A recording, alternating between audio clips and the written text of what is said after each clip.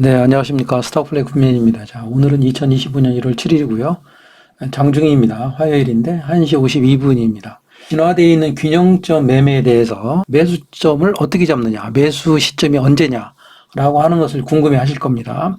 그래서 그 부분에 대해서 제가 이 매매법을 개발할 때 가장 근본이 되는 큰 원리 중에 하나를 좀 말씀드리려고 합니다. 매우 중요한 부분이기 때문에 끝까지 잘 들어주시고요. 꼭 기억을 해 두시기 바랍니다. 이게 이제 큰 기본의 원리라고 생각하시면 됩니다.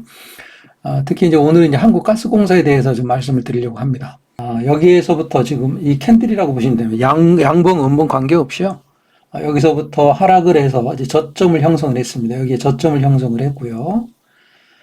우리가 이제 균형점 매매는 어떻게 하는 거냐면 아시다시피 여기서부터 여기까지의 봉수를 세죠. 그죠? 봉수를 세고 그 봉수에 따라서 이평선을 결정을 하죠. 예를 들어서 이게 22개다 그러면 22개의 이평선으로 결정을 합니다.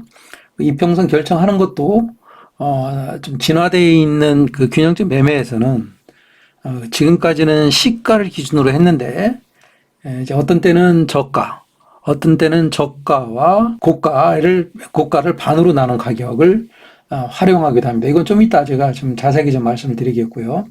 일단 이렇게 이평선이 결정이 돼 있고요.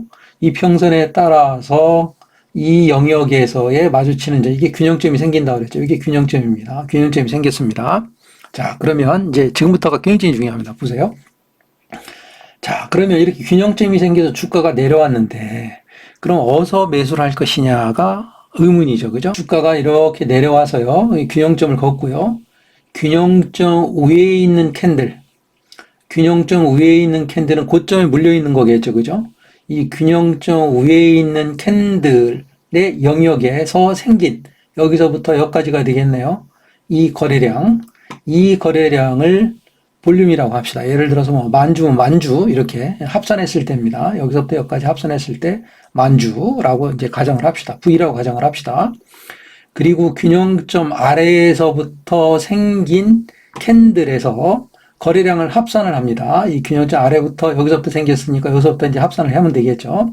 합산을 했을 때 이 거래량이 고점에서, 그러니까 균형점 위에서 생성되어 있는 거래량 곱하기 2배가 되는 시점이 되면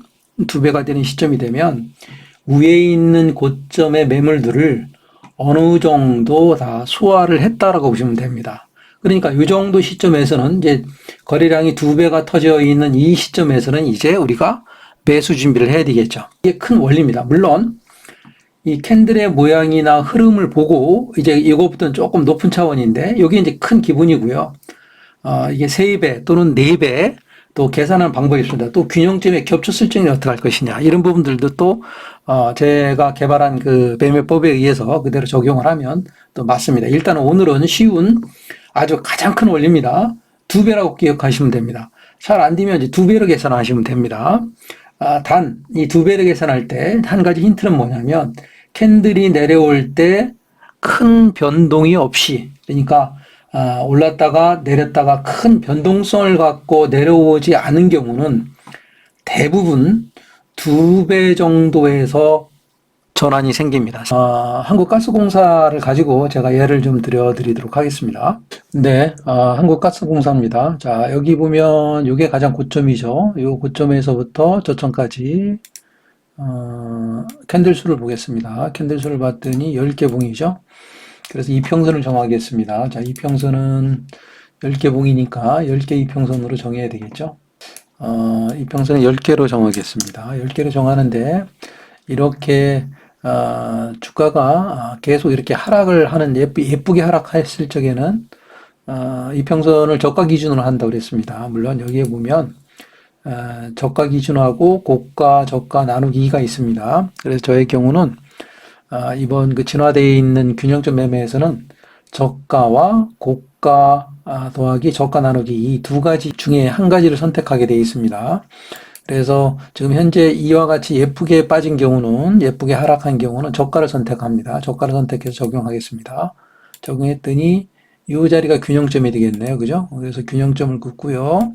자, 균형점 위쪽으로 캔들을 보겠습니다. 캔들이 몇 개가 형성이 되어 있냐면, 균형점 위쪽으로 이제 거래량을 보겠습니다.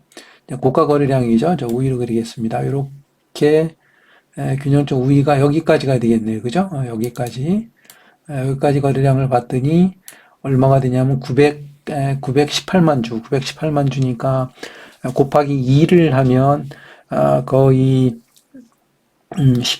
18만 주, 180만 주가 아래에서 터지면 위에 있는 물량을 이제 흡수했다라고 본다고 아까 제가 설명을 했었죠. 그래서 여기서부터 보겠습니다. 봤더니 18만 주, 180만 주, 이 정도 되겠네요. 요 캔들에 와서 좀 크게 볼까요? 네. 자, 요 캔들에서 180만 주가 됐기 때문에 여기 있는 이 거래량으로 위에서 이루어졌던 고가의 물량들을 어느 정도 흡수한 양이라고 봅니다. 그래서 아까 얘기한 대로 기준선 위에서의 거래량, 이 거래량의 두 배 정도 터지면 위에 있는 거 흡수했다라고 보면 되겠고요. 그래서 앞으로 이 거래는 이제 훼손하지 않고 지금 상승하고 있고요. 오늘도 36,650원으로 종가가 끝났는데, 그때부터 이제 매수 관점이 돼서 이제 매수를 임하면 되겠고요. 실제 이제 오늘 중요한 점은 무엇이냐면, 이렇게 하락이 이루어지고 난 다음에, 이 고가 매물이 어느 정도, 어느 부분에서 해소가 되고, 해소되어 있는 기준을 무엇으로 잡을 것이냐에 대해서 제가 균형점 매매의 아주 큰 원리를 좀 설명을 했었고요. 자, 여기서부터 여기까지가 저점이죠. 그죠? 그래서 여기서부터 여기까지 저점을 봤더니 28봉입니다. 그래서 28봉에 대해서 똑같은 방법이죠.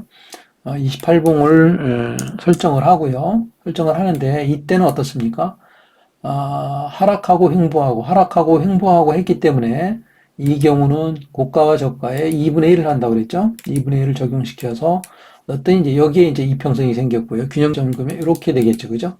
그래서 결국에는 위에서 거래된 거래량이 얼마가 되냐면 여기서부터 여기까지가 되겠네요. 그죠? 위에서 거래되어 있는 거래량이 이만큼 됩니다. 약 한 2,400만 주가 되겠네. 2,400만 주가 위에서 거래가 됐고요.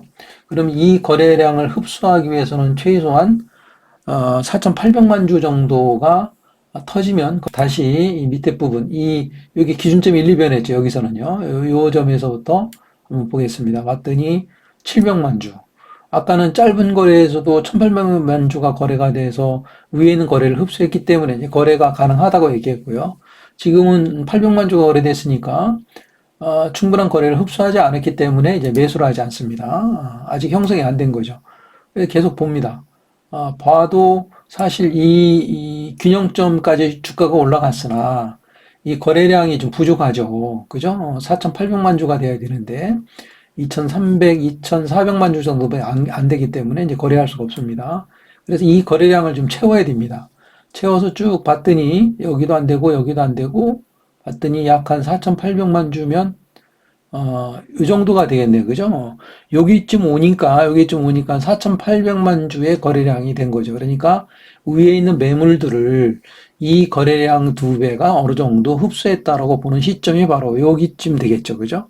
그러니까 이렇게 이런 그림에서도 거래량이 여기서 마무리가 됐고 이 짧은 거래에서도 거래량이 여기서도 이제 마무리가 되기 때문에 이 지점은 상당히 중요한 지점이 됩니다. 그래서 저가가 여기니까 이 저가를 깨지 않는 한은 이 범위 안에서 매물을 우리가 흡수해 가면서 매집하면서 운영을 하면 되지 않을까 싶습니다. 실제 이제 이렇게 예쁘게 이루어져 있는 경우를 보면 대부분 다 위에 있는 고점 매물 소화가 거의 거래량 2배 정도에서 끝나게 됩니다. 이게 거래가 좀 복잡해지는 경우는 이 캔들이 좀 복잡해지고 거래가 복잡해지는 경우는 꼭 2대 1은 볼 수가 없어요. 근데 이렇게 단순하게 이루어져 있는 단순형의 경우는 2대 1의 비율로 한번 찾아보시면 이제 정답을 찾을 수가 있겠고요.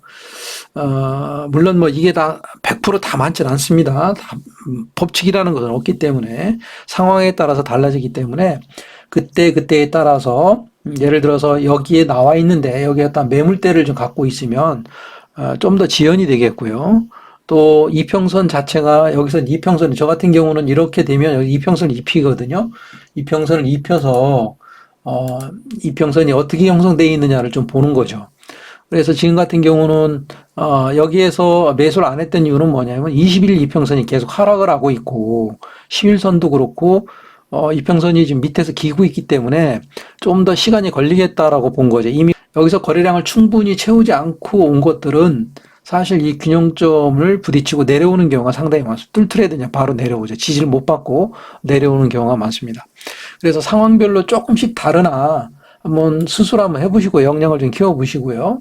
저희 밑에 제가 안내를 드리겠습니다. 저희 그 리딩방에 오셔서 또 저희 카페에 오셔서 한번 확인해 보시고 또 실시간으로 제가 매수 타점을 좀 이야기하고 있습니다. 도움이 되실 수 있으리라 생각을 합니다.